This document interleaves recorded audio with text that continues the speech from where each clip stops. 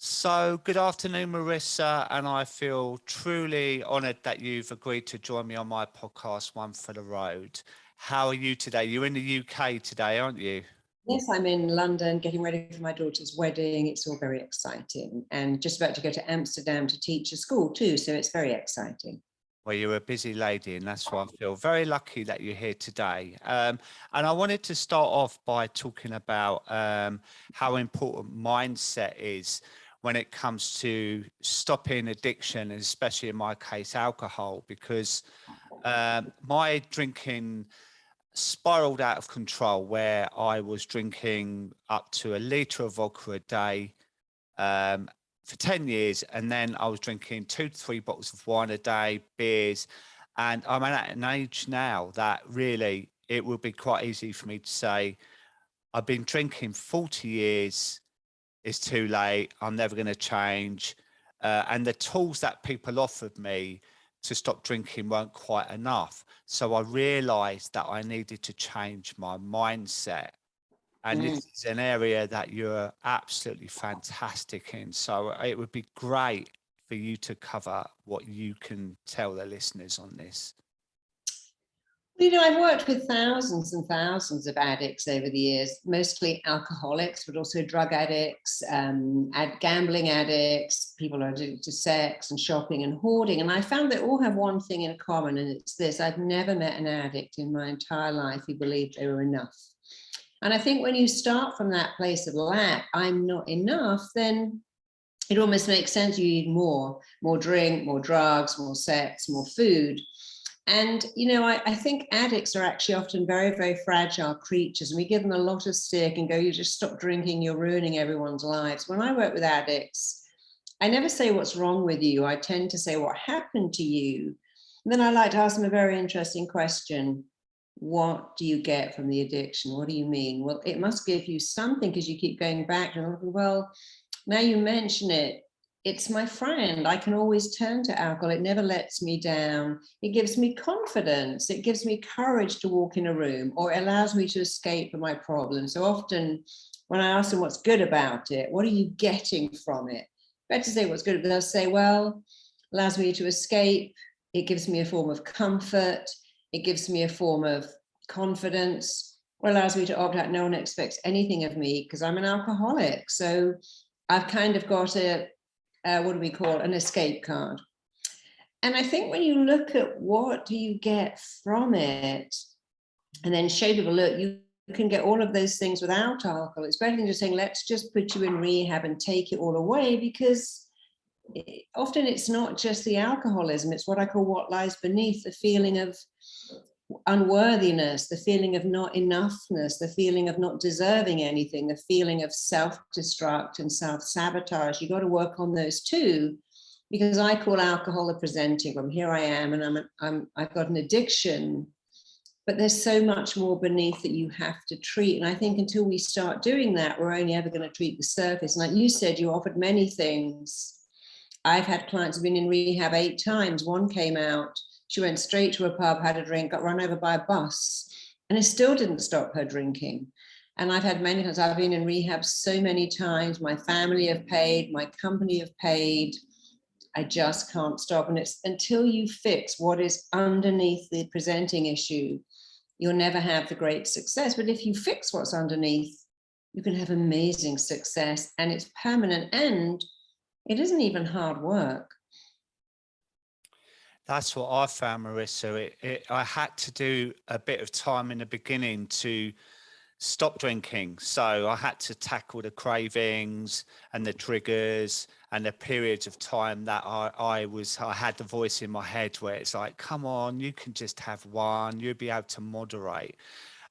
So I found like dealing with those issues underneath, I always equate it to the iceberg where you've got the third above the water and the 2/3 in the dark, Of murky water that you need to get down underneath. But that takes a bit of time, doesn't it? So, course.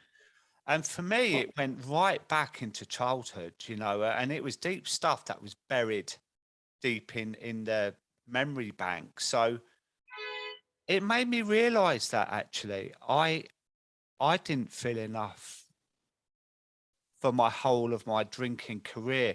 So I became a people pleaser. I become these false characters where I would shapeshift around different individuals in the pub so they would like me more and that. And I just wasn't living my true life. And when I stopped drinking, I realized I had such a low self respect for myself, no self esteem, and I couldn't even look in the mirror. So, how does someone start? Well, I think, you're absolutely correct. Most people do start. The issues that set them off start very young. No one says, hey, I've got a great life. It's all amazing. I've got a wonderful partner, good job, lovely home. I think I'll drink a liter of vodka today to escape. So what are you escaping from? What is making you so low that you need to be high? What do you need to cocoon yourself and insulate yourself? And there's no point saying, why do you do that? Because, we're coming from a problem that's highly emotional. Most problems are emotional. All addictions are emotional. And here's a rule: when you're dealing with the emotion, logic won't help. In a battle of logic and emotion, emotion always, always, always wins.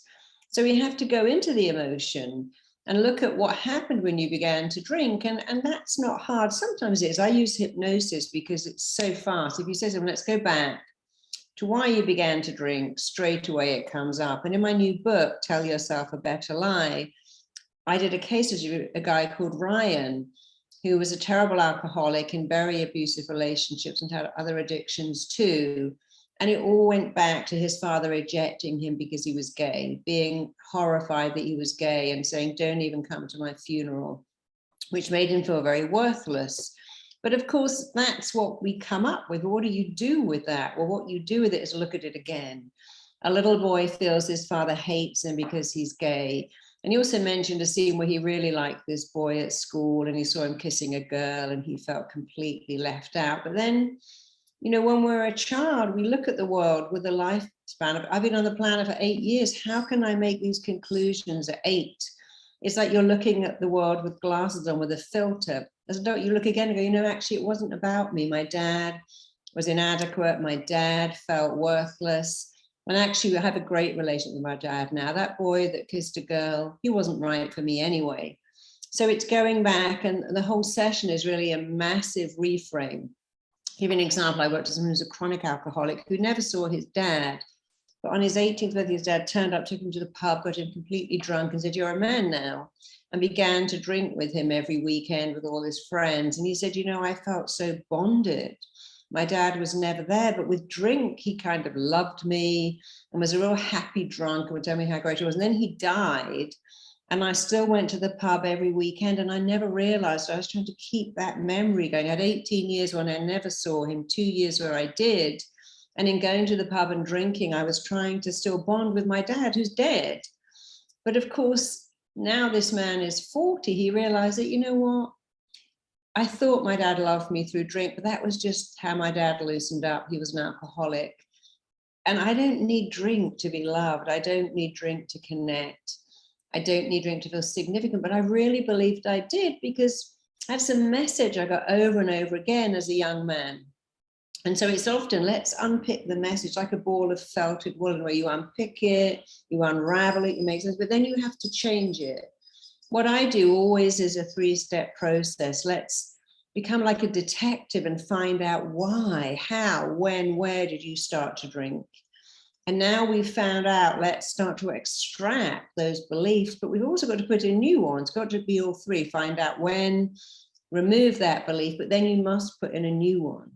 You're smart, you matter, you can speak. Of course, you can have a drink. I mean, a lot of alcoholics think they can never drink, and I get that. And others say, I can just have a glass of wine at a birthday. But many of them say, no, I don't ever want to drink again. But then you've got to make them believe that they love not drinking, that not drinking is amazing and gives them as much as alcohol ever did. Because often people are saying, look, have a drink. It's fun. Why are you not drinking? You're missing out. This lovely Merlot, surely you want some. See, the last bit is getting people to actually love not drinking so much. They don't have to sit at home and go, I can't go to the pub. They can go to the pub, go to the bar, go to an event. Because the opposite of love is not hate.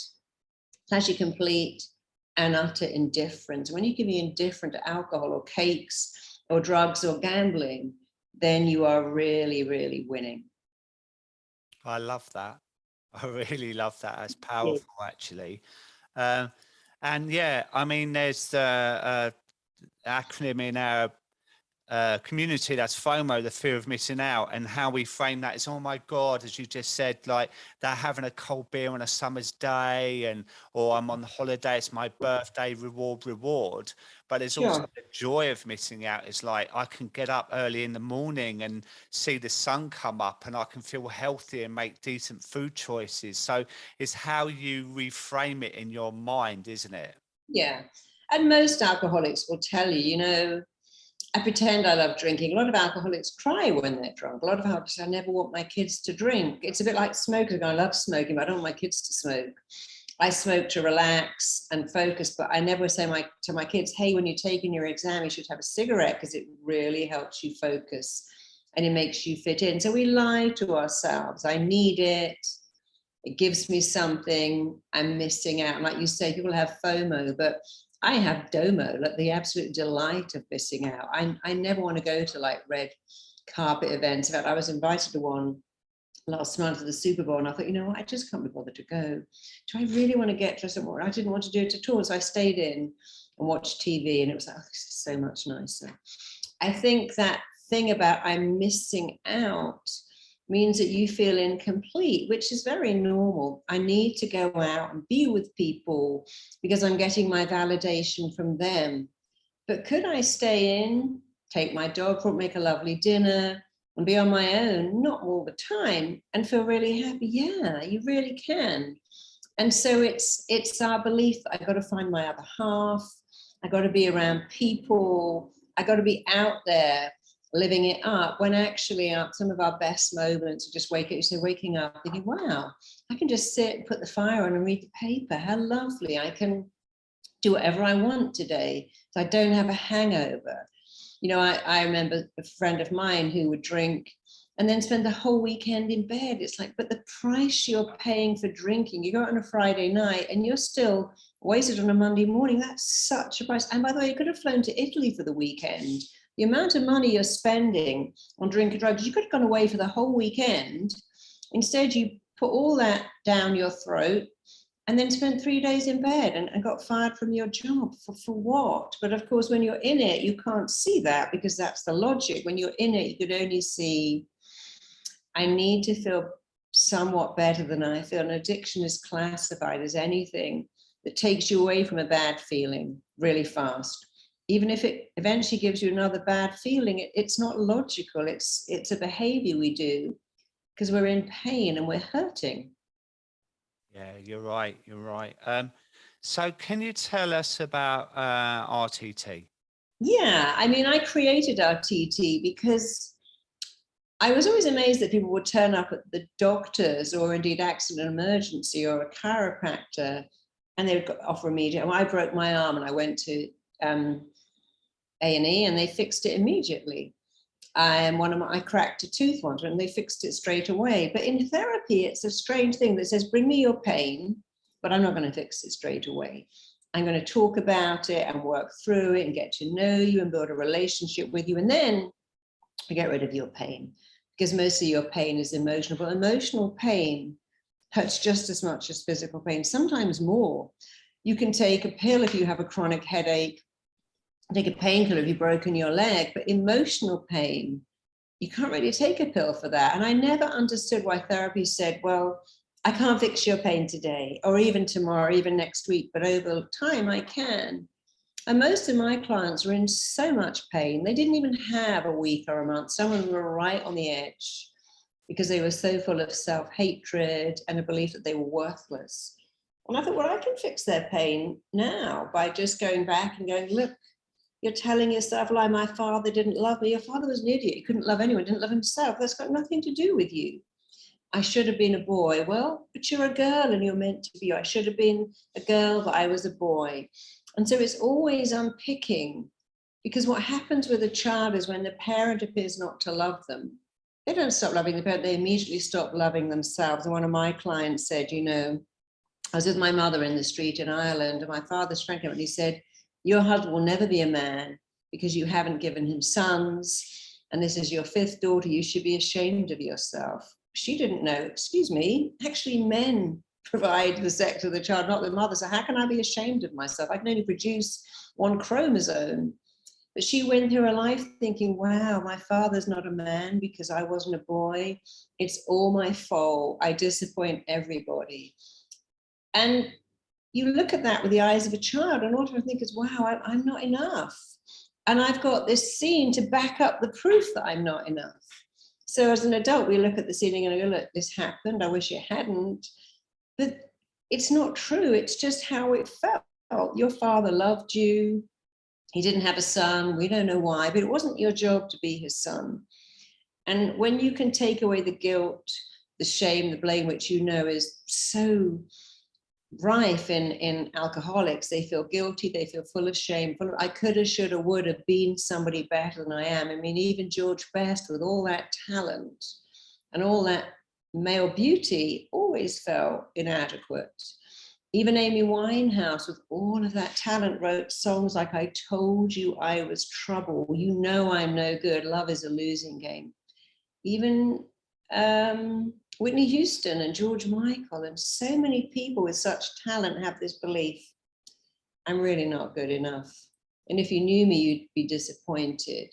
And that's the bit you got to work with. Why do you believe that? Who told you that? What did they know? And even if they believed it to be true, it's not true. It was never true. It's certainly not true now.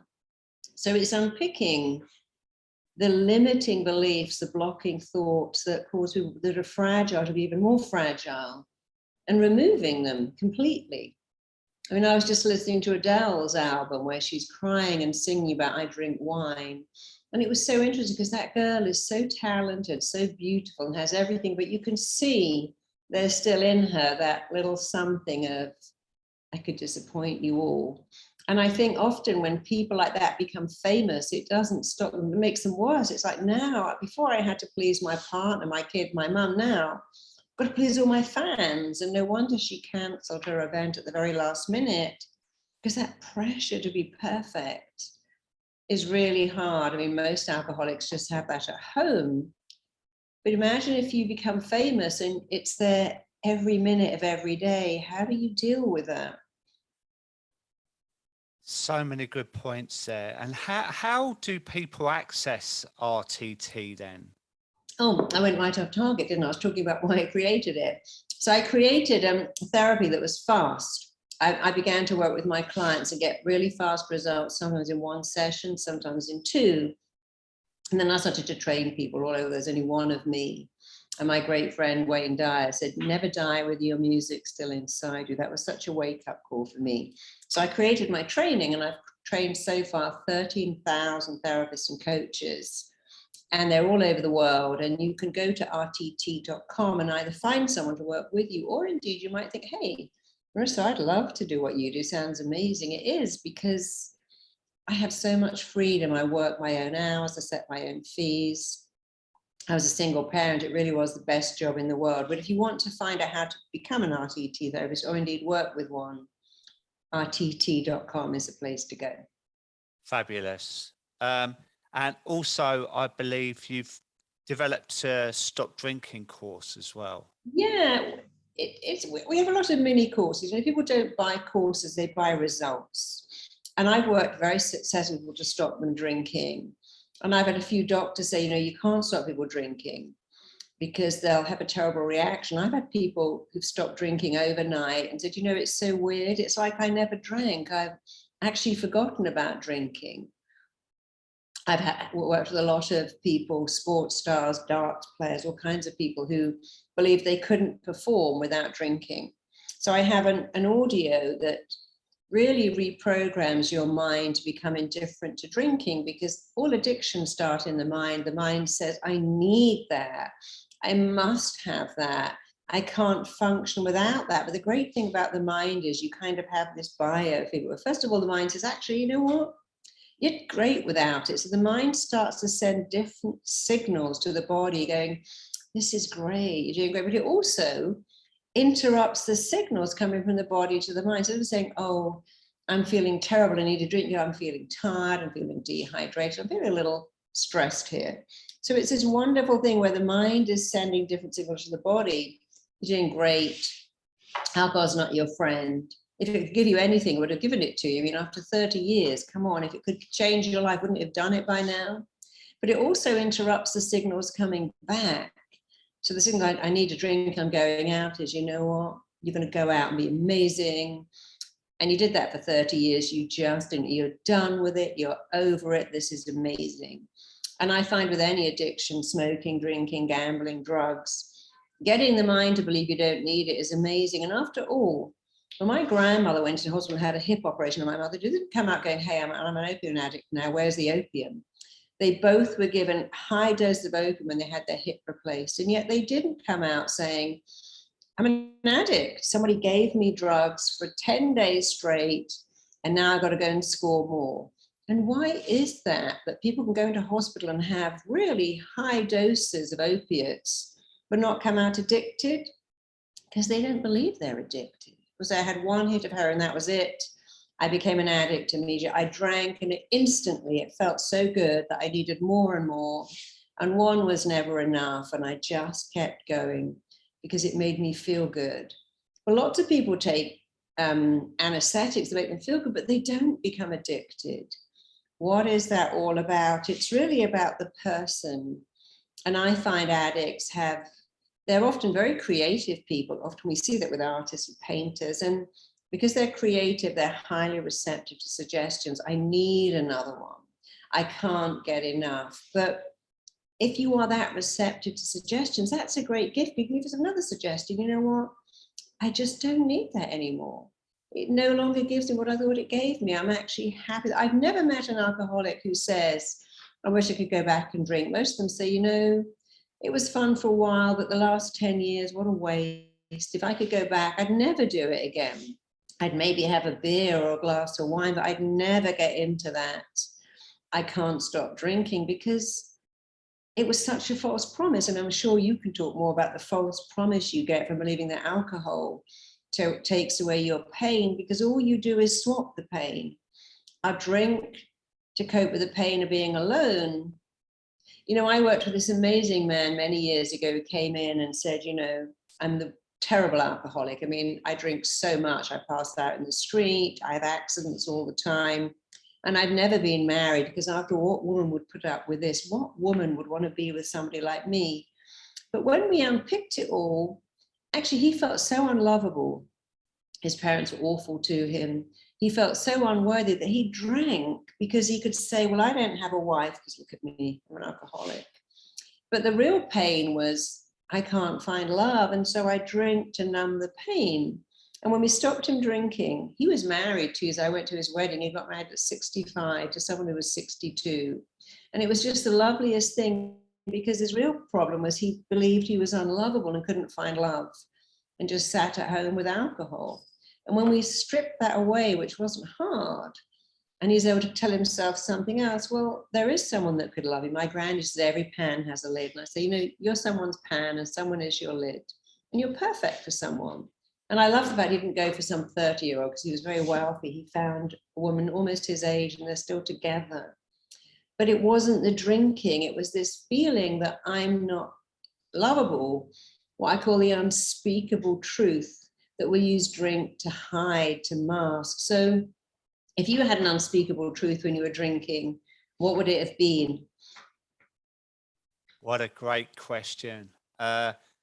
Certainly for me, it was my mum left when I was 14, and she left me a letter.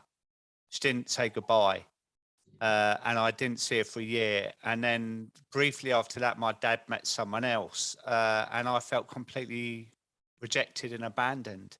And I masked that over straight away by drinking with some schoolmates up the shops where the adults were buying us beer out the off license, and it worked for me because it took that pain away.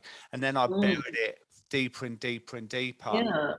And then it manifested. The more I was drinking, the more it got buried. And then the crutch I used alcohol for were all the byproducts of my insecurities from that era, you know. So it was getting more and more and more complicated. But when I stopped, I kind of stripped it back, as you've just said, and I realized that it started from somewhere. Yeah, being abandoned by your mother. And when you're 14, there's no way you can make sense of that, because the reality is my mother left me for someone else. Therefore, she likes that someone else more than me. Therefore, I'm not enough. Whichever way you cut it, when a parent leaves you as a child, you can't feel anything except not enough, because you can't work out why they would. Even when a parent dies, they think, well, if they loved you, they wouldn't have died. And so your mother left you for someone else. I mean, there isn't a chance that couldn't make you feel not enough. But the good thing is, as you get older, you realize, my mum had issues. Maybe she had problems, but she couldn't stand by it. Maybe, I make people say, I left my kid because I thought they were better. Many alcoholics say the same thing. My kid was better off without me. I was useless. But, that's not for you to say. Your child has no say in that. I left my wife and she found someone else and they're better off without me. But that's not true. Every child feels so desperate when they have an absent parent, and the absent parent may be a terrible parent, but at least they have a parent. And so, there are a lot of countries like Sweden and Finland that say, actually, for most kids, any parent is better than none. That's why they have such a different jail system, because they believe in keeping families together. And it's so hard. I worked with somebody who was, my dad drank, and I'd go after school every day and buy him alcohol and clean up the mess. And one day he killed himself. My first thought was, thank God, because I'm 17, I can't do this. But then I felt so much guilt. But then he read the letter from his dad who said, I can't do this to you anymore. It's just not fair. I'm no good to you. You're better off without me. So I've taken my life to free you. But that just left him with more guilt. Why didn't he go to rehab and get better? Why couldn't he be my dad? I was looking after him. He wasn't looking after me. And now I've got to do a lot of work with that poor kid, because that guilt, the relief he felt when his father died and the guilt that came later. And, that father passed on so much misery to his son, but he could have gone into a program. Every alcoholic can stop. It can be a bit of work and pain, but he really should have worked on, when you have a child, your obligation is to put that child in front of you. Your obligation as a parent is to grow children with high self-esteem. That's your most important job. And while you're drinking and throwing up, how can you be growing kids with high self? Because you're showing them life is so painful. The only escape is in a bottle. Yeah. I did a talk at a school recently in front of 200 or 300 kids, and it was amazing the amount of children that were coming up to me with their parents that were drinking. They just didn't even know how to begin, how to talk to them. And I could see the pain. They were like 15, 16-year-old kids, and it's horrible to see, because as the alcoholic, you're in your own world. You really are. So it's so painful. But I would love to know more about you before we go, because this is a bonus episode, and you've been brilliant. And I'm sure the listeners will really take a lot from this.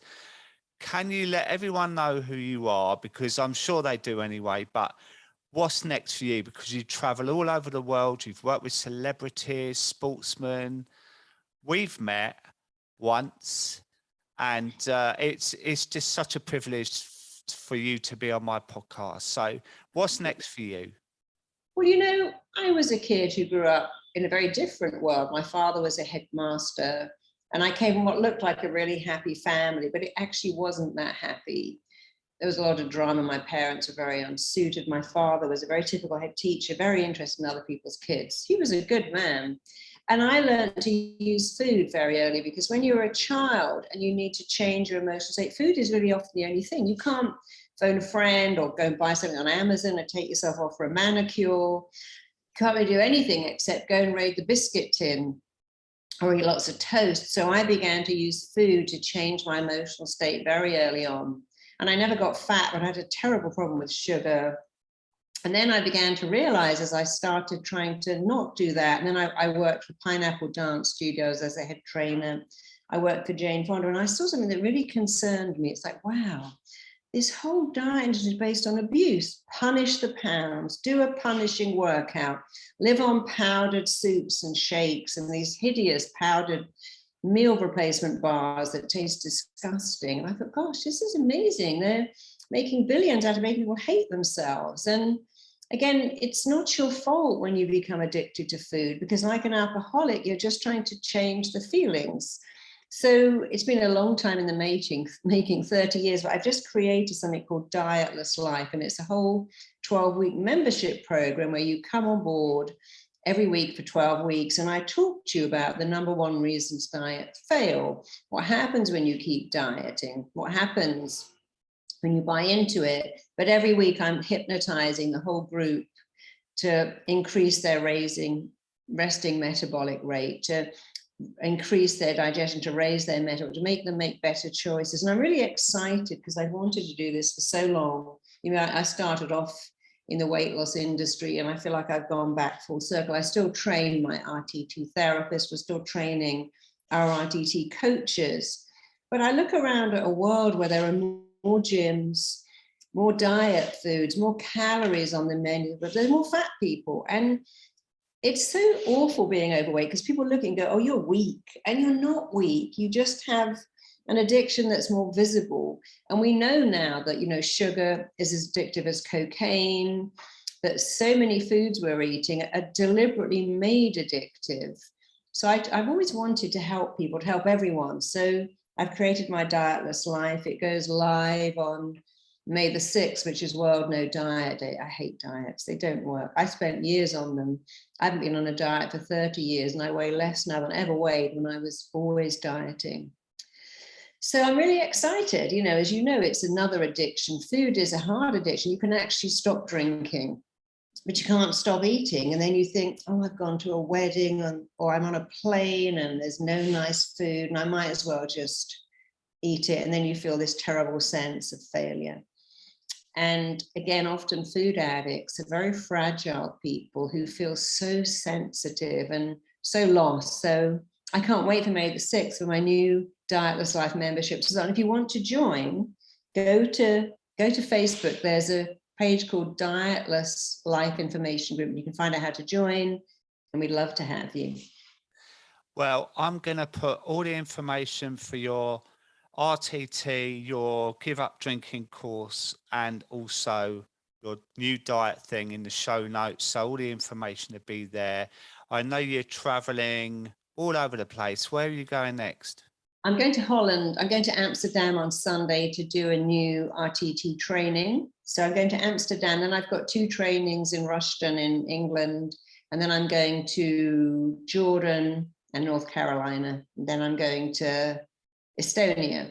But I love what I do. You know, most people don't understand with therapy, it only works if you can change your neural circuits. You know, it's like, imagine if you walked in the forest and you walked every day, you'd create a path.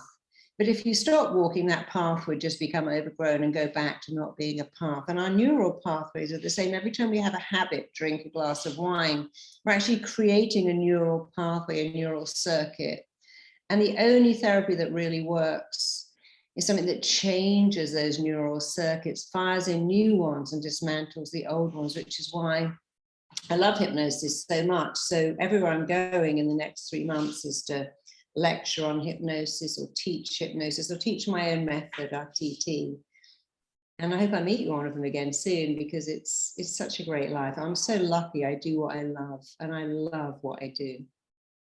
And that really comes across, and it's the same for me. It's like my whole life has changed since stopping one thing that has dominated my life for 40 years, you know, and I look at things so differently now, and I'm a lot more positive, and it's clear to see that people who can beat these addictions by the power of the mind, it's something we don't always think about. But from the last 40 minutes, I think it's such a strong message there, how you reframe things. Well, the mind is everything. Most people don't quite get it. So imagine that was the ladder. Thoughts come first. There's a thought, and then there's a feeling, and then there's an action, a behavior. And we're so busy trying to change the action or the behavior, but you've got to change the thought. Your thoughts influence your feelings and your actions and your behaviors. And stop trying to change your behaviors. That's really hard work. Change the thoughts that run the behavior. And it's easy. And I love the fact that, out of your adversity, you're doing something amazing. You're helping people all over the world understand that you can stop drinking. And it doesn't even have to be painful or awful or long. I think medical profession's done something rather unfair. They go, if this is a complex problem like alcoholism or depression, then the treatment's also going to be very complex. And that just doesn't have to be true. You can have the most complex issue and get really easy treatment. Not for everybody, but don't buy into that. This is complex. It's going to take a long time to fix, because for many people say, how long does it take to change? You can change in the blinking of an eye. If you change your belief, if you change a thought, everything changes. One of my friends said to me, I was drinking, I had a little baby, and I caught sight of my face in the mirror, and I was so shocked. I never drank again. I had this beautiful newborn child, and I was drinking and holding her, and I thought, oh my God, this has to stop. And another friend said, when I went to get my baby from the hospital, I never smoked again. I looked at this little perfect thing and thought, oh no, I can't smoke around her. They change like that because they changed the thought. And thoughts create your behaviors. So work on the behavior, but work on the thought. It's so much easier and it's so much quicker.